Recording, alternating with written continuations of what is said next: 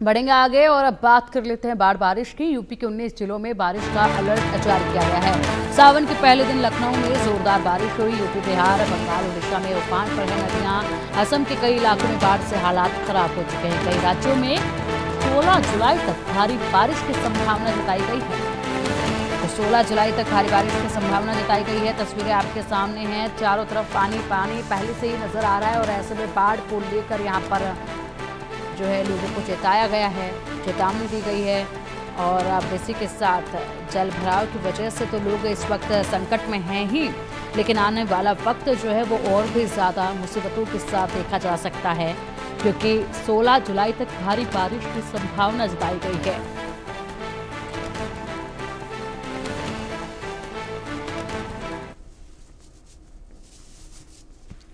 तो यूपी से बिहार तक मुसीबत और मूसलाधार बारिश, बादल फाड़ तबाही ये देखी जा रही है। सड़कों पर जिस तरीके से जलभराव की स्थिति उत्पन्न हो चली है और लंबी कतारें गाड़ियों की सड़कों पर देखी जा रही है। यूपी के 19 जिलों में बारिश का अलर्ट अब जारी किया गया है।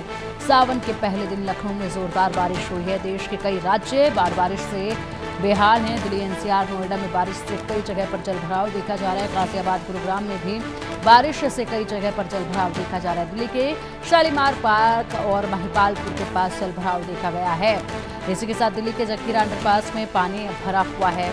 लगातार ये तस्वीरें पानी से लबालब सड़कों के सामने आ रही हैं। यूपी के 19 जिलों में बारिश का अलर्ट जारी किया गया। सावन के पहले दिन लखनऊ में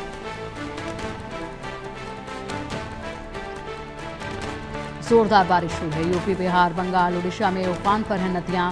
असम के कई इलाकों में बाढ़ से हालात बेहद खराब हो चले हैं। कई राज्यों में 16 जुलाई तक भारी बारिश की संभावना जताई गई है।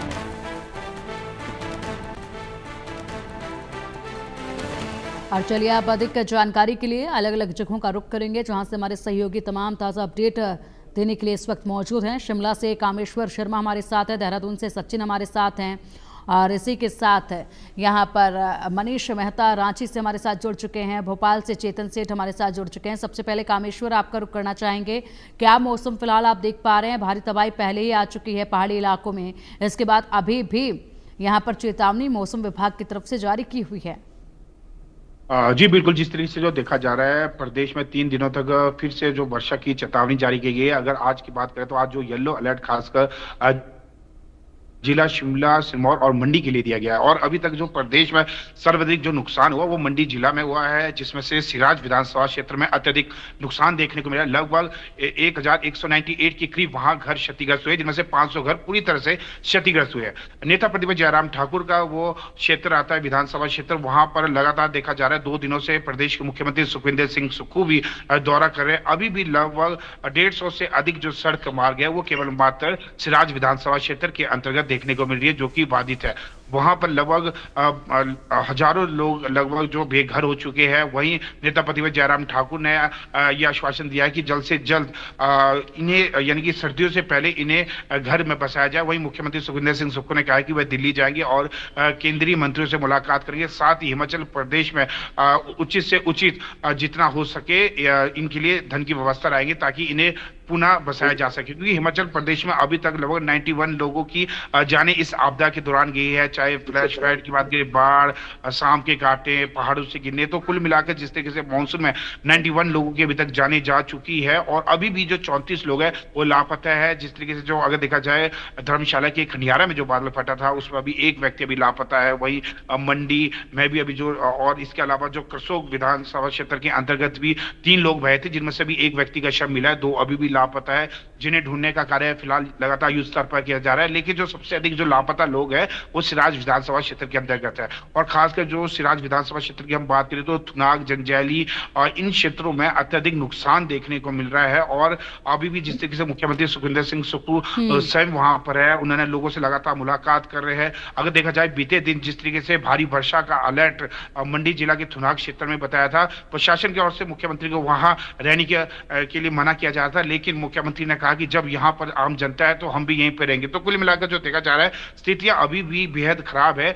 खासकर जो एनडीआरएफ, एसडीआरएफ, सेना के जवान, होमगार्ड और स्थानीय जो लोग हैं, वो लगातार जो लापता लोग हैं उन्हें ढूंढने का कार्य फिलहाल लगातार युद्ध स्तर पर किया जा रहा है। फिलहाल हिमाचल प्रदेश की अगर हम बात करें तो 749 करोड़ से अधिक सरकारी और निजी संपत्ति का नुकसान हो चुका है। और अभी तो मानसून देखा जा रहा है कि अभी आए हुए 15 दिन ही हुए, लेकिन अब जिस तरीके से सावन शुरू हो चुका है, ऐसे में भारी वर्षा की संभावना रहती है। अब बरसात का सिलसिला जोरों पर देखा जाएगा और अब से पहले ही इतना नुकसान, इतना जो भारी नुकसान हो चला है, उसका जो आंकड़ा सामने आ रहा है वो हैरान कर देने वाला है। फिलहाल उम्मीद यही करते हैं कि आने वाले वक्त में बारिश हो, मगर इस तरीके से नुकसान जो है वो ना देखा जाए। हमारे सहयोगी सचिन हमारे साथ जुड़े हुए हैं देहरादून से, उनका रुख करना चाहेंगे। सचिन, क्या अपडेट आप देहरादून से दे रहे हैं? देखिए पिंकी, सबसे पहले मैं आपको जो है मौसम के अपडेट बताना चाहूंगा। यानी जो है आज 11 जुलाई है, तो आज जो है जो जिले हैं, उत्तराखंड के जिले हैं, वहां पर जो हल्की फुल्की बारिश देखने के लिए मिलेगी। लेकिन उस अब हम 13-14 की अगर बात करी जाए तो भारी बारिश जो है उत्तराखंड में देखने को मिल सकती है। लेकिन जिस तरीके से अब सड़कों के मैं आपको डेटा बताना चाहूंगा, तो सड़कों को लेकर अगर बात करी जाए, अभी जब से यानी बरसात शुरू हुई है, तो आपदा प्रबंधन विभाग के जो सचिव है विनोद कुमार सुमन, उन्होंने बताया कि 1300 से ज्यादा सड़कें बंद थी, जिसमें से 1200 सड़कों को खोल दिया गया है। फिर अगर बात करें 82 सड़कें, यानी कल की हम बात करें तो 82 सड़कें उत्तराखंड में बंद थी, लेकिन 24 सड़कों को उनमें से खोल दिया गया था। लगातार सड़कों को जहां पर लैंड स्लाइडिंग देखने को मिल रही है, वहां पर सड़कों को खोलने का काम भी किया जा रहा है। और जहां पर लगातार मलबा रहा है, वहां पर जेसीबी मशीन लगी है, बीआरओ खोलने का काम कर रही है। लेकिन जिस तरीके की घटना, यानी प्रशासन के समझाने के बाद, सरकार के समझाने के बाद, देहरादून की हम बात करें, जो सौंग नदी यहाँ पर पड़ती है, या माल देवता में जो नदी पड़ती है, तो वहां पर जो है एक व्यक्ति शराब पीकर जो है थार को जो है नदी के अंदर उतार देता है। तो यानी लोग जो है अपनी मतलब एक प्रकार से कह सकते हैं कि अपने मौत की चुनौती खुद दे रहे हैं। उस व्यक्ति ने नदी में थार उतार दी, तो बहुत बड़ा गंभीर विषय है। इतना समझाने के बाद भी, इतना प्रशासन समझा रहा है, सरकारें समझा रही है कि अब भैया बिल्कुल भी जो है आप जो है इस तरीके की घटनाएं बिल्कुल भी ना करें, इस तरीके का जो है सेल्फी भी बिल्कुल ना रहे, जिस तरीके से नदियों का जलस्तर बढ़ रहा है। तो कुल मिला के कहा जा सकता है, जहां तक मौसम की बात करें तो मौसम को लेकर जो है अभी फिलहाल हम देहरादून की बात करते हैं, तो देहरादून में अभी मौसम फिलहाल के लिए खुला हुआ है। लेकिन हाँ, इसके 2 घंटे बाद यहाँ पर भारी बारिश देखने को मिल सकती है। वहीं बात करी जाए सरकार की तैयारी क्या है, आपदा प्रबंधन विभाग की तैयारी क्या है। आपदा प्रबंधन विभाग 24 आवर जो है अपनी निगरानी कर रहा है कि कहां पर सड़कें बंद है, क्योंकि चारधाम यात्रा यहाँ पर चल रही है। क्योंकि सरकार भी चाहती है और प्रदेश भी चाहता है जो आने वाला जो पर्यटक है यहाँ पर किसी भी प्रकार की जो है समस्या ना हो।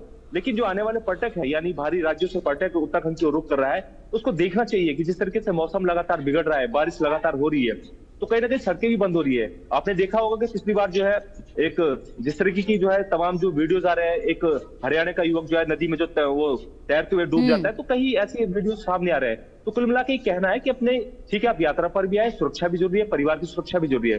तो कुल मिला के बिल्कुल सचिन, बिल्कुल सचिन, आप बिल्कुल ठीक कह रहे हैं। अगर आप जा रहे हैं यात्रा पर तो अपने सुरक्षा को सबसे पहले